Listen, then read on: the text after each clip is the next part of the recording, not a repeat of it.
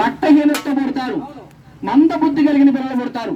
దానికి కారణమైన ఏమీ ఎదగలేదు. ఈమె కడుపులో బిడ్డలు ఏ విధంగా ఎదుగుతారు చెప్పండి?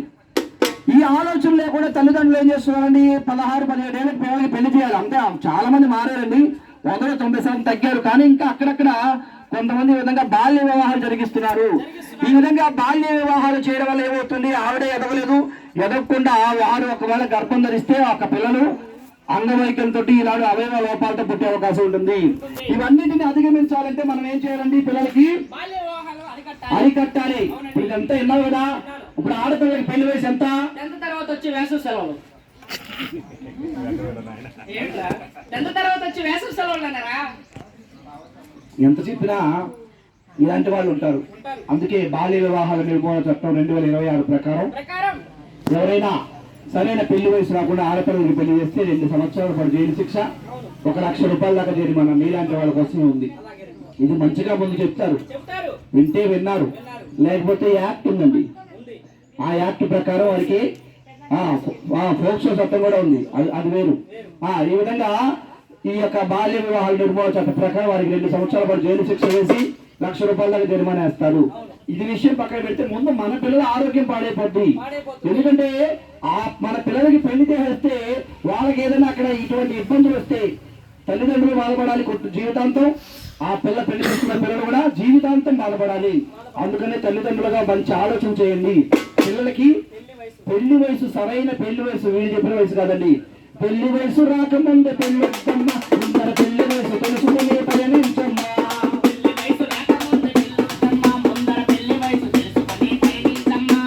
అమ్మాయికి 18 పూర్తిగా రావాలి, అబ్బాయికి 21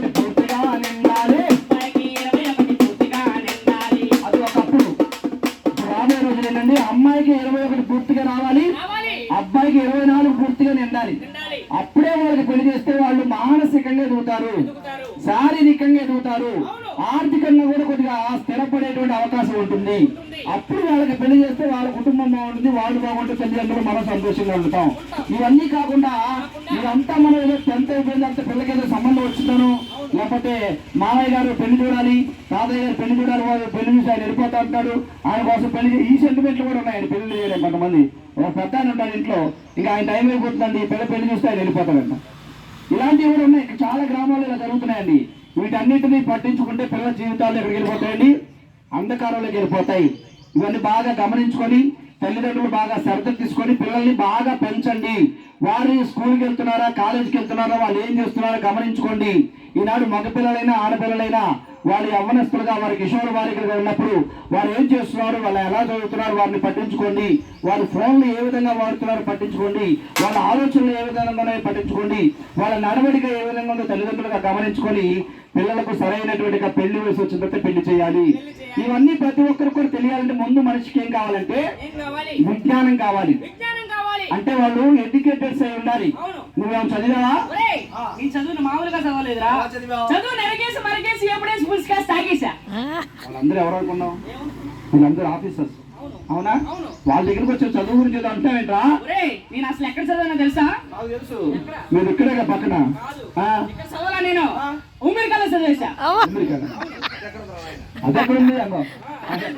అనుమానం ఎక్కెళ్తారు ఉమెరికల్కి. అనుమానం ఎక్కడం కాదు, అది విమానం ఎక్కెళ్ళేది యునైటెడ్ స్టేట్స్ ఆఫ్ అమెరికా. ఒకే మాస్టర్ దగ్గర ఒకే బెంచ్ మీద 10 సంవత్సరాలు కష్టపడి చదివేశాను. అమెరికాలో 10 సంవత్సరాలు కష్టపడావంటే బాగా చదువుంటావు. నువ్వు అమెరికాలో 10 సంవత్సరాలు కష్టపడి చదివిన చదువు ఎన్నో తరగతి? 2వ తరగతి. చెప్పడానికి అమెరికాకి వెళ్ళి 2 చదివా? చిన్న చిన్న పిల్లలు చదువుతారు కదా 10 క్లాసులు. 2వ తరగతి చదివడానికి సీపుగా చూస్తున్నావా? సీపుగా చూడకు. ఎందుకంటే నేను చదివింది 2 అయినా నువ్వు నన్ను ఇంగ్లీష్ లో ఏ ప్రశ్న అడిగినా టక సమాధానం చెప్పేస్తా. 2వ తరగతి అయినా ఇంగ్లీష్ లో ఏ అడిగినా టకటక చెప్తావా? అవును. అయితే నేను 3 ప్రశ్నలు అడుగుతాను, చెప్తావా? 33 అడిగినా చెప్తా, అడుకో. అయితే కాసుకోరా. What is your name? అదే చెప్పేది అదే. What is your mother name? టకటక అంటాడు ఏంటండి? What is your father name? ఎన్నిసార్లు చెప్పాలి? ఎవరన్నా మధ్యలో ఆయన ఎందుకు వచ్చారా? అప్పుడప్పుడు సరేండి. ఆ, ఇలాంటి విషయాలు కాదు నాయన. కాదు ప్రతి ఒక్కరు కూడా తెలుసుకోవాలి, తెలుసుకోవాలి, అవగాహన పొందుకోవాలి. పొందుకోవాలి, ఈనాడు చూడండి, మనం అందరం కూడా చదువు మీద కూడా శ్రద్ధ కలిగి శ్రద్ధ కలిగి ఈనాడు చాలా మంది ఏం చేస్తున్నారంటే కొన్ని గ్రామాల్లో కొన్ని ఊర్లలో కొంతమంది తల్లిదండ్రులు ఏం చేస్తున్నారంటే ఏం చేస్తున్నారు? వారికి ఉన్నటువంటి ఆర్థిక పరిస్థితులు బట్టి, పరిస్థితులను బట్టి, వారికి ఉన్న ఆర్థిక ఇబ్బందులు బట్టి, ఇబ్బందులు బట్టి కుటుంబంలో ఒక్కరు పని చేస్తే 10 మంది బ్రతికే రోజులు కాదు కాబట్టి తల్లిదండ్రులు ఏం చేస్తున్నారండి, పిల్లల్ని వాళ్ళు ఏం చేస్తున్నారండి, బడియుడి పిల్లల్ని కూడా పనిలో పెడుతున్నారు. బాల కార్మికులుగా బాల కార్మికులు ఈనాడు చూడండి, సైకిల్ షాపుల్లో, ఫ్యాన్సీ షాపుల్లో, స్వీట్ షాపుల్లో, కార్ఖానాల్లో అక్కడక్కడ పిల్లల్ని పనిలో పెడుతున్నారు. ఈ విధంగా బడియుడి పిల్లల్ని బడి మానిపించి పనిలో పెడితే పెడితే వారు బాల కార్మికులుగా తయారవుతారు. ఈనాడు చూడండి, బాల కార్మికుల నిర్మూలన చట్ట ప్రకారం చట్ట ప్రకారం అది కూడా నేరం. నేరం. ఈనాడు చూడండి, చదువుకునే పిల్లల్ని బాగా చదివించాలి. ఎందుకంటే వాళ్ళ భవిష్యత్తు చాలా బాగుండాలి అంటే, బాగుండాలి వాళ్ళ యొక్క జీవన విధానం బాగుండాలి అంటే అంటే ఈ రోజుల్లో వాళ్ళు ఎంతగానో చదవాలి. చదువు కావాలి. చదువు లేకపోతే ఏది సాధించలేరు, సాధించలేరు. ఏది చేయలేరండి. అవునండి. అందుకనే చదువు అనేది ఎంతో ముఖ్యం. ముఖ్యం. చాలా మంది ఈనాడు బాల కార్మికుల వ్యవస్థను పెంపొందిస్తున్నారు. కొన్ని గ్రామాల్లో కొంతమంది ఏం చేస్తున్నారు, ఆడపిల్లల్ని ఆడపిల్లల్ని ఈనాడు ఏ సీజన్ వచ్చిందని ఇప్పుడు మా ఊర్లో కోతల సీజన్ వచ్చింది. కోతల సీజన్ కి మా ఆడపిల్లలందరినీ ఆటెక్కించుకొని తీసుకెళ్లిపోతున్నారు. తలకి 200 చొప్పున ఇస్తారంట. చూసారా, ఈ విధంగా కోతలకి 4 రోజులు 5 రోజులు స్కూల్ మానిపించేసి తీసుకెళ్లిపోతారండి.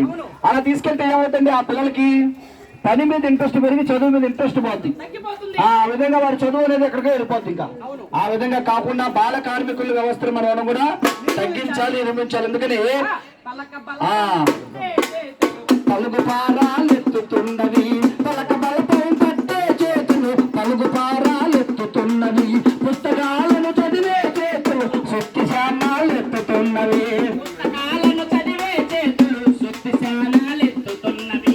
రెక్కడొక్క ముదరక ముందున నా తమ్ముళ్ళారా, రక్తమంతారా పోతురా, నా తమ్ముళ్ళారా, రెక్కడొక్క ముదరక ముందున నా తమ్ముళ్ళారా, రక్తమంతా ధారా పోతురా, నా చిట్టి తమ్ముళ్ళారా, ముందులే తారే మల్లారా, నా చిట్టి తమ్ముళ్ళారా, ఊరే దారె మల్లారా, వాడిపోయిన మొగ్గాలైతిరా, నా తమ్ముళ్ళారా, మాడిపోయిన తిండేలైతిరా, నా తమ్ముళ్ళారా, వాడిపోయిన మొక్కలైతిరా, నా తమ్ముళ్ళారా, మాడిపోయిన పిందెలైతిరా.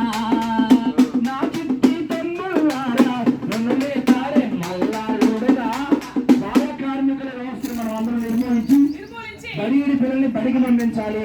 పంపించాలి. అలాగే ఈనాడు చూడండి, మనకు అంగన్వాడీ కేంద్రాల ద్వారా ద్వారా ఈనాడు గర్భవతి అనేటువంటి మహిళలకి మహిళలకి ఈనాడు ఎవరైనా గర్భవతి అయితే గర్భవతి అయితే వెంటనే ఆ మహిళను ఎక్కడ తీసుకెళ్ళాలి నీకు తెలుసా? గర్భవతి అయిన వెంటనే మనశంకర వరప్రసాద్ అనే సినిమాకి తీసుకెళ్ళాలి.